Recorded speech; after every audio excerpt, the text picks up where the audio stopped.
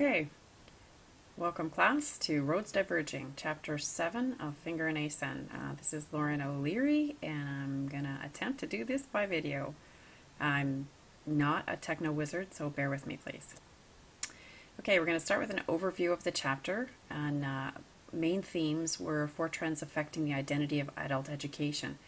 What we saw was development of free trade, and then ending up with the high end of free trade, which we're now experiencing in turbo capitalism, the erosion of the state, and discussions on postmodernism, and then the ecological crisis.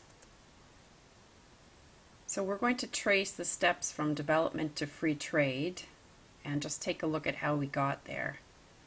Development was fueled by the theories of modernism and enlightenment, and these theories conferred unity and coherence on adult education. For most of us, this helped us to grasp the concept of development and to humanize that.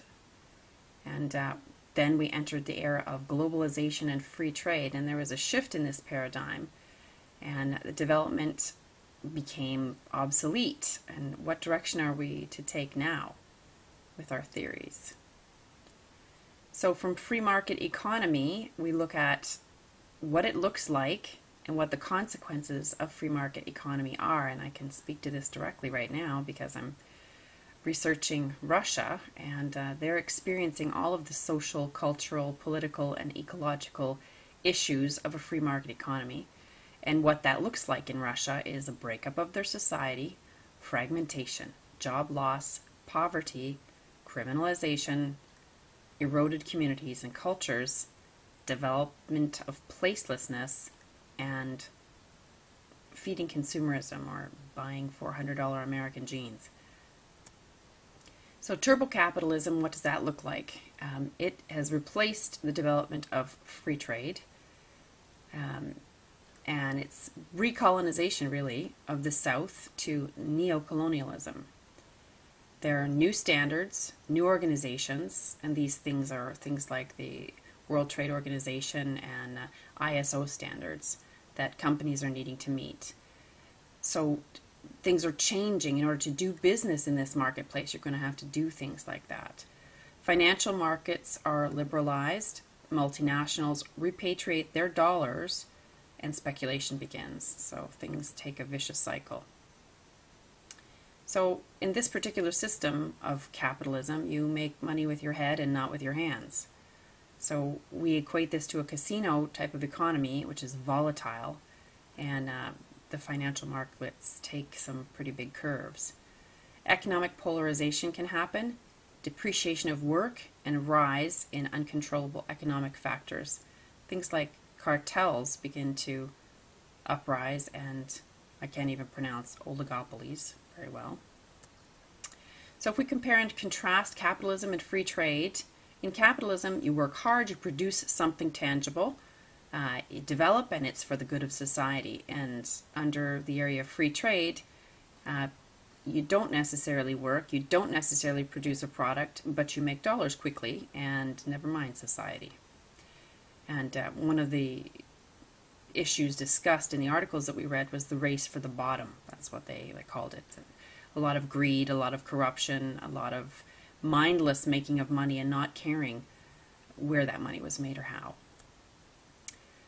How does adult education deal with all of this? It offers itself as a means of survival and retraining. It offers to help organizations become more competitive, to become learning organizations.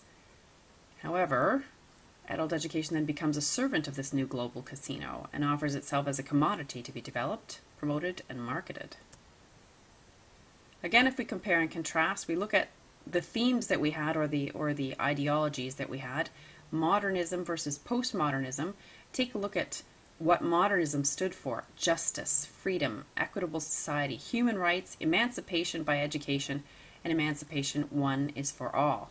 Whereas postmodernism, we see the things we talked about previously: societal erosion, cultural and social erosion, growing individualism, loss of communities and cultures, searching for meaning and identity and questioning their morality, and of course the all-powerful opposing all meta-narratives.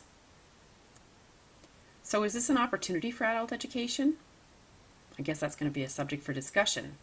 Increasingly, adult education will be handed down to local communities and non-government organizations. Will adult education be subsidized more or less? It is suggested that there's more money for remedial help and skills training and community-based education, such as self-help, self-reliance, and local survival skills in developing countries. Now we take a look at the erosion of the welfare state, civilizing roles and functions of the state. So education, social welfare, environmental protection, industrial development, macroeconomy stability, and healthcare. These were things that the state had as their roles. Increasingly, these roles were being globalized, privatized, deregulated, and removed from the state's control. So what does the state really do? Well, in the first stage, again, the state has remedial industrial development, macroeconomics, and shifting to private levels, or simply abandoning these things. And in the second stage, adult education, core skills like literacy, facilitating regular trade, law and order, property rights, new levels of governance, such as economic and human rights or local personalized politics. And then we take a look at one of the last slides, what I call the vicious circle, or actually what was referred to in the text as the vicious circle of global ecological crises. No way out without individual and collective learning. And then we take a look at things like bio, geo, and physical limits to industrial development. And then education slows down, there's degradation, and sustainable development is what we were hoping for. I'm not sure if there really ever has been any sustainable development. And then there are the references. Hopefully this foray into trying to do things by video was helpful to you. And if it isn't working, you're certainly welcome to just view the PowerPoint on your own at your own speed. Thanks so much, and see you next session. Bye.